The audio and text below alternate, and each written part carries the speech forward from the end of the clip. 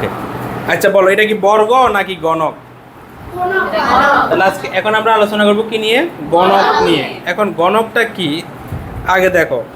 এখন দেখো আমার সামনে যে ইয়েটা আছে, যে সামনে যে তলটা আছে, এর তলটা কি আকৃতি? সামনের তলটা এখানে মোট কয়টা তল?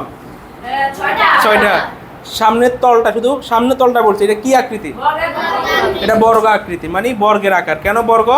বর্গের প্রত্যেকটি বাহু কি সমান, এটা হচ্ছে বর্গ। এখন যদি বলি আমি সম্পূর্ণটা, তাহলে কি? সম্পূর্ণটা নাম হবে গণক। এখন গণকটা কি দেখো, যার দৈর্ঘ্য, প্রস্থ ও উচ্চতা সমান, সব কিছু কি হবে? সমান।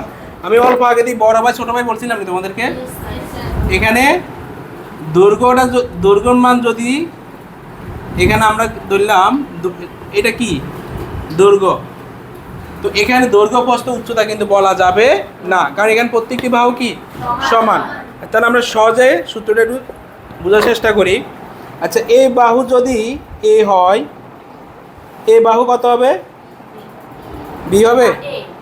এ বাহু যদি এ হয়, এ বাহু কি বি হবে? কেন এ হবে? কারণ প্রত্যেকটি বাহু সমান, প্রত্যেকটি বাহুর মানও। আচ্ছা, এ বাহুটা কি হবে বলো? এ বাহুটাও কি হবে? তাহলে এ দুইটা গুণ করলে কি হবে? এ স্কয়ার। তাহলে এটা ক্ষেত্রফল কত হবে? এ স্কয়ার। এটা ক্ষেত্রফল যদি এ স্কয়ার হয়, তাহলে তার বিপরীতটা কি হবে? এটাও কি হবে?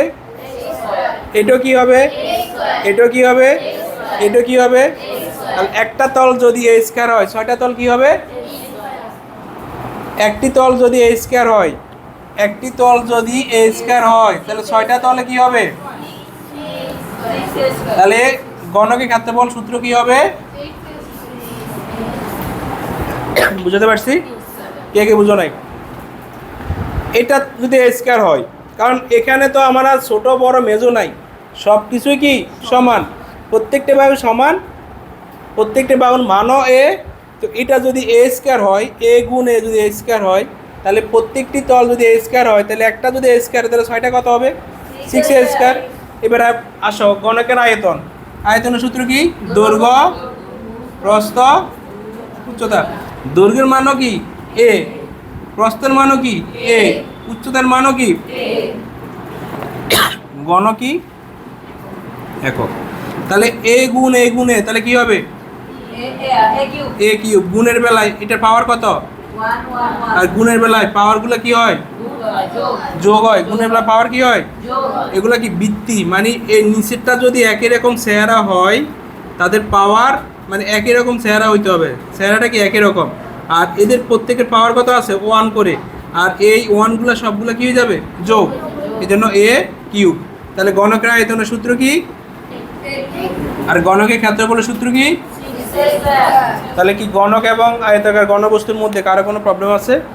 আমাদের 6-এর জন্য এই সূত্রগুলাই দরকার, এগুলার কর্ণ আছে, এগুলো আমরা সামনের ক্লাসে গেলে শিখবো। ঠিক আছে?